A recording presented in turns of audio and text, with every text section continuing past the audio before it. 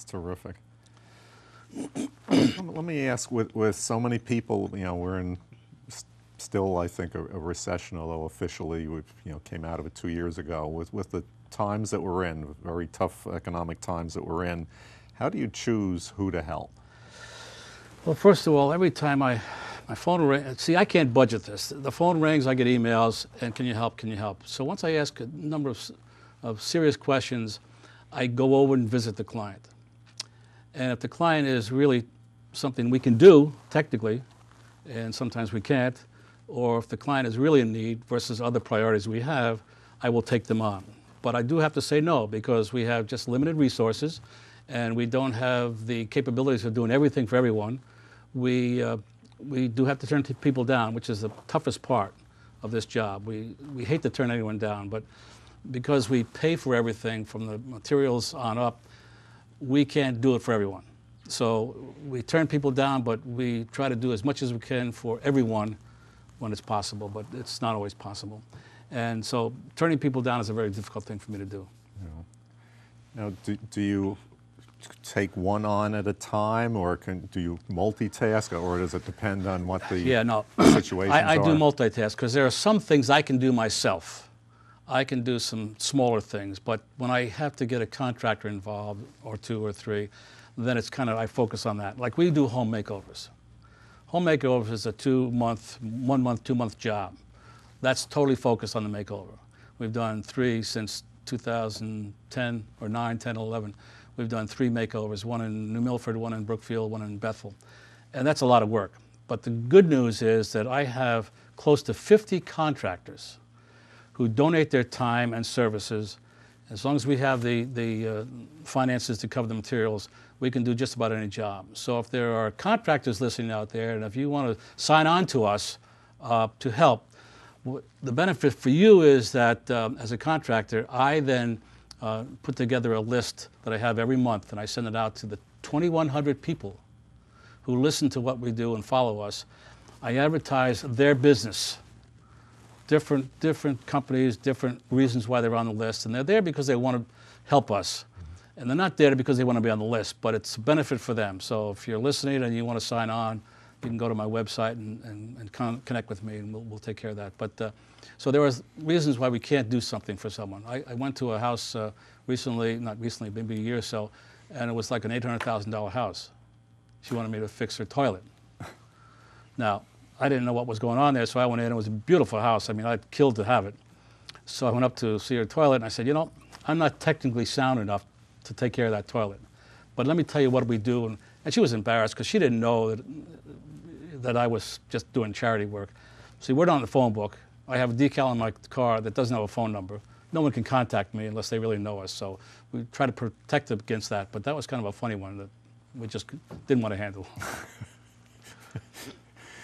Now, I'm going to ask you about some recognition that you've received lately, and I'd like you to tell us, the viewers, a little bit about your NBC nightly news. But before I do that, I have a list here of some of the accolades you've received over the years, and I'm not sure if this is the first one, but the first one on my list here goes back to 2000, Brookfield Rotary Club's Volunteer of the Year. Then in 2002, a Treasurer's Award from state of Connecticut by Jody Rell. Knights of Columbus, 2004, 2006, United Way. I mean, the list, I'm not even touching half of it. One that I find very interesting, in 2009, you came in second on the Ultimate Volunteer Contest on The View. That's fantastic. This is nationwide. Top 10 nationwide. That's just amazing and terrific. But tell us, as I started, talking about the nightly news with Brian Williams, tell us about that experience. That was incredible. A friend of a friend, I guess, and other followers of ours view this TV show called Making a Difference. It's the last 5-minute segment of the NBC Nightly News with Brian Williams. And they submitted our names, because I never submit my names for any of those awards that you mentioned. It's other people doing it beyond what I know. And they wanted to come and video some action shots of an event. This was in February of that particular year. And I said, great, but I can't create a job, a makeover, just so you can come do the TV. but we have this rake and bake program, and, at the end of the year, November, second Saturday of November, and he said, great, we'll be there. So I just dropped it, and June came, and he gave me another email. He says, we're still on, right? I said, yep. And October came, we're still on, yeah. I said, a lot depends on the weather, because we've been snowed out before, and we've been rained on a lot, but so they had a crew come, and they did a TV piece on us, and they started with the brook in Brookfield, and it was great coverage. It was an amazing situation because it was national. The day I got, that evening I got back and the phone was ringing off the hook from Florida, from California, from Vermont. Do you come out here? And I said, you don't have leaves in Florida. I mean, why would I?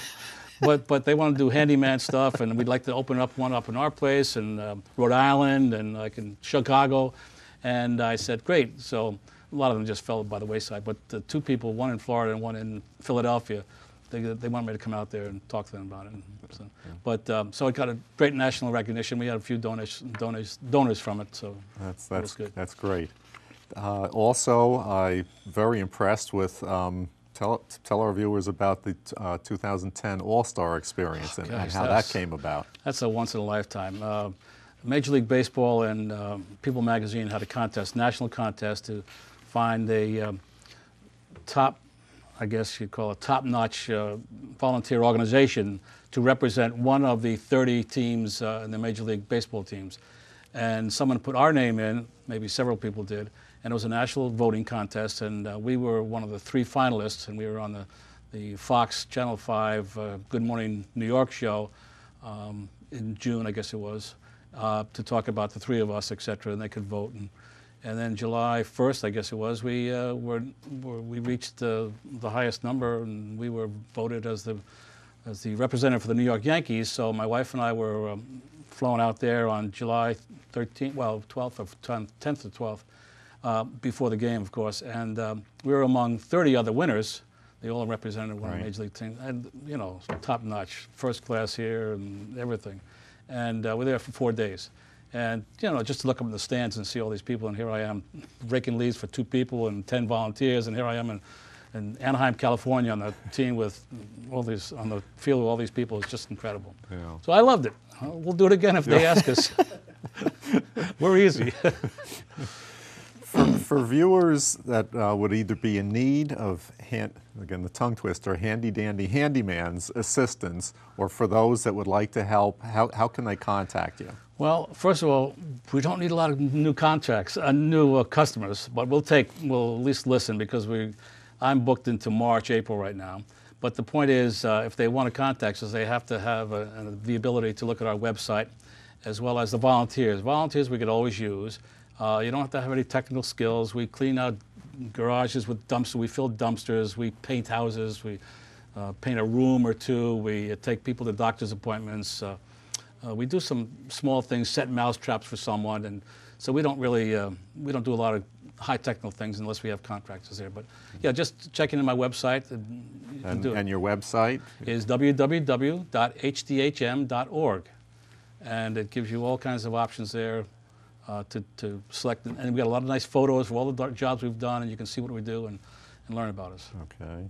And your email address? Yeah, it's peterbrady@hdhm.org. So that's easy enough. Yeah, yeah. And we're getting close to the end of the show. Is there any one last thing you'd like to leave with our viewers? Yeah, if you have a thought and you think it's a good idea, toss it around with other people, see if it's something that can work. And we started very small, raking leaves. You can do anything you want as long as you're focused and you're organized and you can motivate and you can communicate. And I think especially for the young kids coming up, because in the Rake and Bake we have over 500 kids participating. And they're our next leaders and maybe the next boss man of HDHM, who knows, whenever that is. So when I retire, then they can take over, but not right now because I'm in the prime of my life. Good. But anyway, yeah, I would just say go with your thought, and I did, and it worked. Great. Okay. Well, Peter, thank you very much for appearing on the show. It was great to have you as a guest. Great to be here. And we're going to wrap up our show right now. Again, thanking Peter Brady, the boss man, the man of the year, a real humanitarian. I'd also like to remind our viewers of our air dates on Charter Channel 21 and they're Mondays at 4:30 and Thursdays at 7 p.m. We also post segments of our shows on YouTube, and you can find them at www.youtube.com/BrookfieldPublicAdvo. And to contact us, we'd love to hear from you, and you can reach us at brookfieldpublicadvocate@yahoo.com. And whether it be comments on shows, ideas, or guests you'd like to see, please contact us. Again, thank you for watching, and good night.